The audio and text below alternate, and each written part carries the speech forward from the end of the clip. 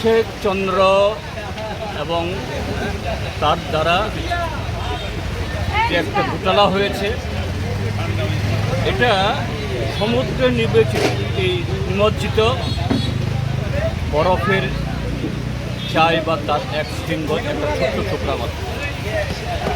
গত 8.5 বছর ধরে যে অনিয়ম চলছে, অরাজকতা চলছে, অবাধ লুণ্ঠন চলছে, এবং সে অবাধ লুণ্ঠনের যারা মূল কারিগর বা কুষ্ঠলক, এরা শুধু অভিষেক চন্দ্ররা না, দু একজন আধিকারিক না, এটা ইউনিফর্মধারী পুলিশ অফিসারই হোক বা আইএএস, আইপিএস, পিপিএস, পিসিএস তকমাদারি হোক। আমি সমস্ত আধিকারিকদের দোষারোপ করছি না।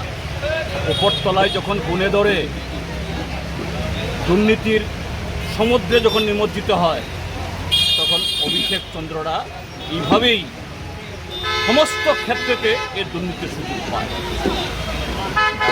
যখন এটাকে সামাল দিতে পারছে না, হাতির দাঁতের মতো যখন বেরিয়ে আসছে, শুধু এটাকে কীভাবে চাপা দেবে, লোক চক্ষু থেকে অন্তরাল করা যাবে, এর জন্য একটা এফআইআর হয়েছে।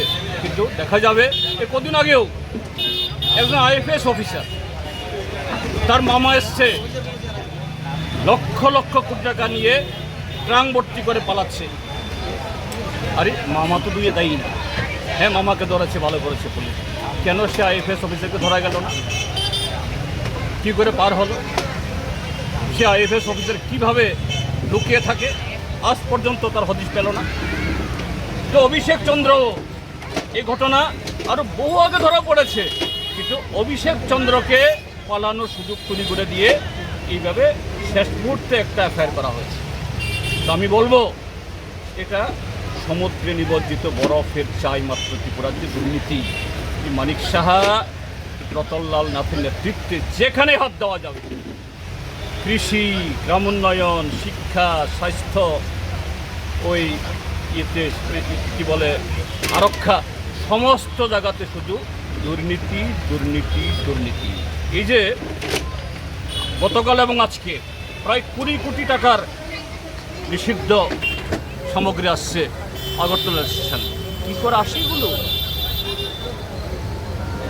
কোটি কোটি টাকার সামগ্রী আসে, তার এই কনসাইনমেন্টের কার অ্যাড্রেসে? কেন গ্রেপ্তার হয় না? আগেরটা কি হলো? কাজেই মূল চাই, এই অপরাধগুলোর মূল কিংপিন হলো যারা আজকে রাজ্য চালাচ্ছে তাদেরই। এদেরকে না সরালে, এদের বিরুদ্ধে জনমত তৈরি করতে না পারলে অভিষেক চন্দ্ররা 2-4 জন জনকোটি হয়তো ধরা পড়বে মাত্র, কিন্তু অপরাধ বন্ধ হবে না। এই হলো ঘটনা।